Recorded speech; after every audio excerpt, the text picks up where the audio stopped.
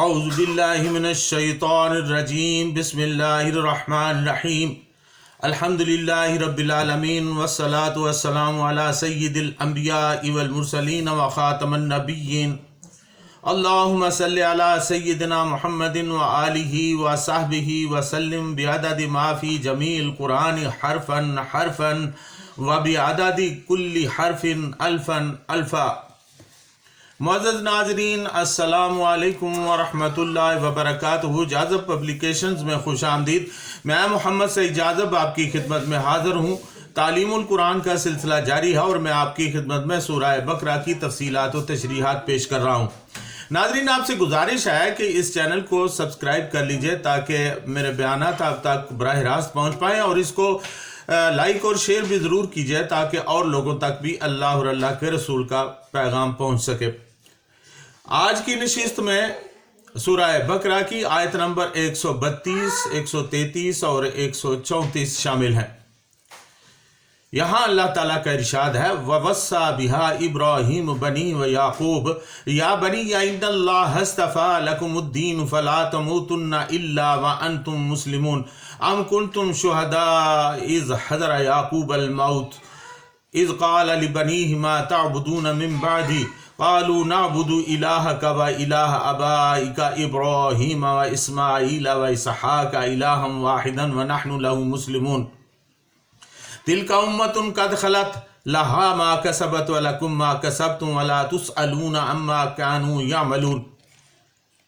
اور وصیت کی اسی دین کی ابراہیم علیہ السلام نے اپنے بیٹوں کو، اور یعقوب علیہ السلام نے بھی، اے میرے بچوں، بے شک اللہ تعالیٰ نے پسند فرمایا ہے تمہارے لیے یہی دین، سو تم ہرگز نہ مرنا مگر اس حال میں کہ تم مسلمان ہو۔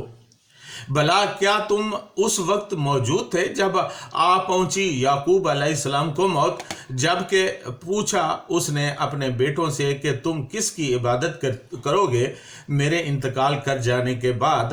انہوں نے عرض کی کہ ہم عبادت کریں گے آپ علیہ السلام کے خدا کی اور آپ علیہ السلام کے بزرگوں ابراہیم اور اسماعیل اور اسحاق علیہ السلام کے خدا واحد کی، اور ہم اسی کے فرما بردار رہیں گے۔ یہ ایک ہی جماعت تھی جو گزر چکی، انہیں فائدہ دے گا جو نیک عمل انہوں نے کمایا، اور تمہیں نفع دے گا جو نیک اعمال تم نے کمائے، اور نہ پوچھے جاؤ گے تم اس سے جو وہ کیا کرتے تھے۔ معزز ناظرین، حضرت یہاں پر ان آیات میں حضرت ابراہیم اور حضرت یعقوب علیہ السلام کے بیٹوں کا ذکر آیا ہے۔ ناظرین، موت پر تواریخ یعنی تاریخ ابن کثیر، تاریخ طبری اور تاریخ ابن خلدون میں کے مطابق حضرت ابراہیم علیہ السلام کی 3 بیویاں تھیں۔ حضرت سارہ علیہ السلام جو سب سے بڑی تھیں، پھر حضرت ہاجرہ علیہ السلام جو پہلے حضرت سارہ علیہ السلام کی کنیز تھیں، انہی کے کہنے پر حضرت ابراہیم علیہ السلام نے ہاجرہ علیہ السلام سے شادی کی تھی۔ ان کی تیسری زوجہ سیدہ قطورہ علیہ السلام تھیں۔ حضرت سارہ کے بطن سے حضرت اسحاق علیہ السلام تھے۔ حضرت ہاجرہ علیہ السلام کے بطن سے حضرت اسماعیل علیہ السلام تھے، اور سیدہ قطورہ علیہ السلام سے 11 بیٹے تھے۔ انہی کی اولاد میں سے آگے چل کر حضرت شعیب علیہ السلام نبی ہوئے، جو بعد میں حضرت موسیٰ علیہ السلام کے سسر بنے۔ حضرت اسماعیل علیہ السلام عمر میں بڑے تھے، جبکہ حضرت اسحاق علیہ السلام چھوٹے تھے، اور جو اسماعیل علیہ السلام سے کم از کم 14 سال بعد پیدا ہوئے تھے۔ حضرت اسماعیل علیہ السلام کی اولاد میں سے حضور نبی کریم صلی اللہ علیہ وسلم تک کوئی نبی نہیں ہوا، جبکہ حضرت اسحاق علیہ السلام کے 2 بیٹوں میں سے ایک عیسیٰ تھے، جبکہ دوسرے حضرت یعقوب علیہ السلام تھے۔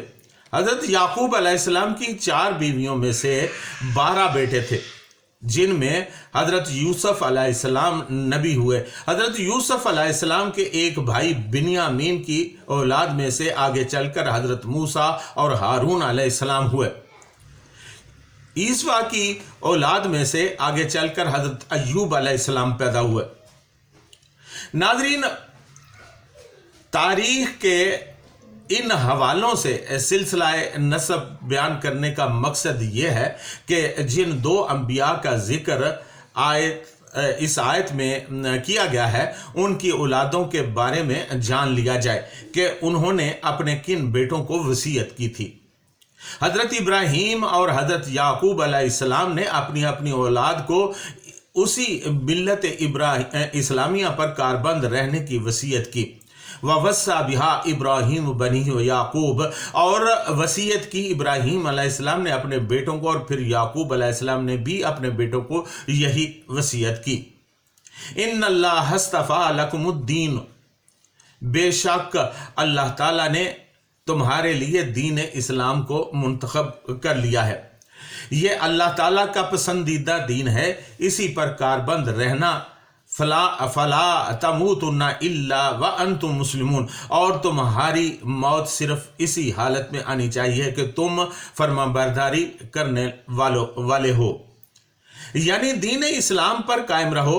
مقصد یہ تھا کہ موت ایک غیر اختیاری چیز ہے، پتہ نہیں کس وقت وارد ہو جائے، لہٰذا تمہارا ہر لمحہ اطاعت خداوندی میں دین اسلام پر گزرنا چاہیے۔ مرتے وقت تک اس ملت اسلامیہ پر قائم رہو۔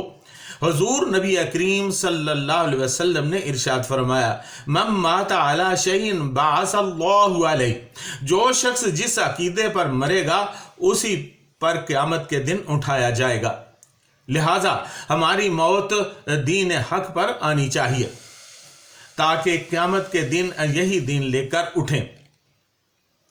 ناظرین، آیت نمبر 133 یعنی ام کنتم شہداء اذ حضر یعقوب الموت اذ قال لبنیہ ما تعبدون من بعدی قالوا نعبد الہک و الہ آبائک ابراہیم و اسماعیل و اسحاق الہا واحدا ونحن له مسلمون۔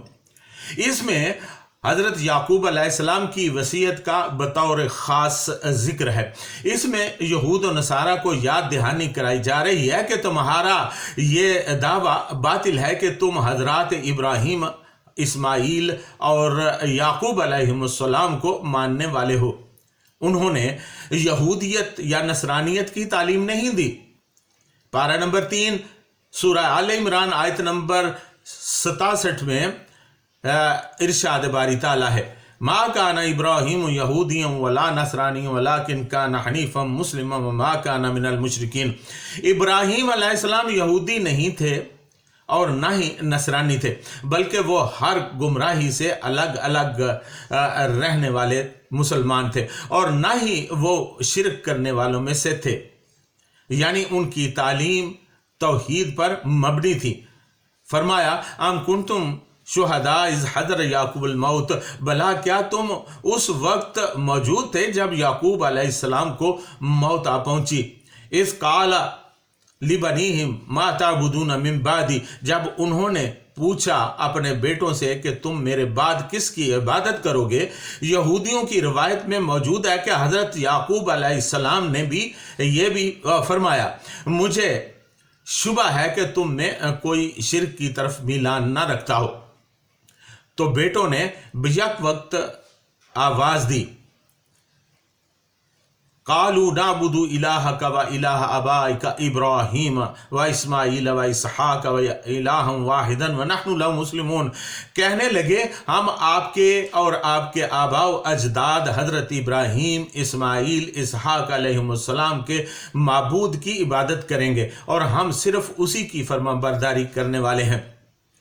ناظرین، بائبل میں حضرت یعقوب علیہ السلام کی وفات کا حال بڑی تفصیل سے لکھا گیا ہے، مگر حیرت ہے کہ وصیت کا کوئی ذکر نہیں ہے۔ البتہ تلمود، یہ بھی یہود کی ایک کتاب ہے جس میں جو مفصل وصیت درج ہے، اس کا مضمون قرآن مجید کے بیان سے بہت مشابہ ہے۔ اس میں حضرت یعقوب علیہ السلام کے یہ الفاظ ملتے ہیں، خداوندہ اپنے خدا کی بندگی کرتے رہنا، وہ تمہیں اسی طرح تمام آفات سے بچائے گا جس طرح تمہارے آباء و اجداد کو بچاتا رہا ہے۔ اپنے بچوں کو خدا سے محبت کرنے اور اس کے احکام بجا لانے کی تعلیم دینا تاکہ ان کی مہلت زندگی دراز ہو، کیونکہ خدا ان لوگوں کی حفاظت کرتا ہے جو حق کے ساتھ کام کرتے ہیں اور اس کی راہوں پر ٹھیک ٹھیک چلتے ہیں۔ جو اب جواب میں ان لڑکوں نے کہا، جو کچھ آپ نے ہدایت فرمائی ہے ہم اس کے مطابق عمل کریں گے، خدا ہمارے ساتھ ہو۔ تب یعقوب علیہ السلام نے کہا، اگر تم خدا کی سیدھی راہ سے دائیں یا بائیں نہ مڑو گے تو خدا ضرور تمہارے ساتھ رہے گا۔ ظاہر ہے ان تمام واقعات کے پیش نظر یہود و نصارہ کے لیے ملت ابراہیمی سے انحراف کی کوئی گنجائش نہیں ہے۔ اگر ان میں ذرا بھی انصاف کا مادہ موجود ہو اور تعصب کی عینک اتار کر دیکھیں تو انہیں حضور صلی اللہ علیہ وسلم پر ایمان لانا ہوگا، کیونکہ آپ ہی ملت ابراہیمی کے سچے پیروکار اور جانشین ہیں۔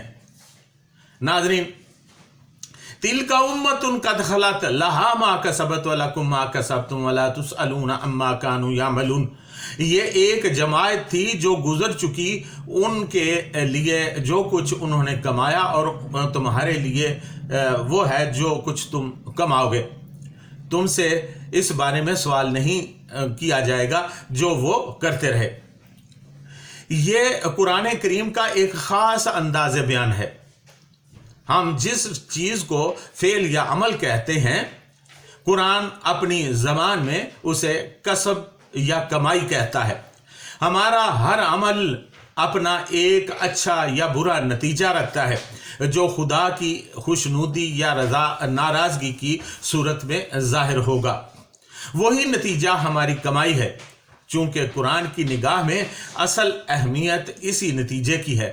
اس لیے اگر وہ ہمارے کاموں کو عمل و فعل کے الفاظ سے تعبیر کرنے کی بجائے کسب کے لفظ سے تعبیر کرتا ہے، ہر شخص اپنے اعمال و افعال کا خود ذمہ دار ہے۔ جو بوئے گا سو کاٹے گا۔ اس لیے آباء و اجداد کی نیکیاں کام نہیں آئیں گی اور نہ ہی ان کی برائیاں اولاد کے حساب میں ڈالی جائیں گی۔ لہٰذا اس سے پہلی امتیں جو کچھ کرتی رہیں اس کا جواب انہی سے لیا جائے گا۔ تم سے ان کے بارے میں سوال و جواب نہیں ہوگا، تم بس اپنے اعمال و افعال کا محاسبہ کرو۔ تم ملت ابراہیمی کا دامن تھام لو اور نیک و صالح اعمال کرتے رہو۔ ناظرین، اس کے ساتھ ہی اجازت چاہوں گا۔ وَمَا عَلَيْنَا إِلَّا الْبَلَاغُ الْمُبِينُ۔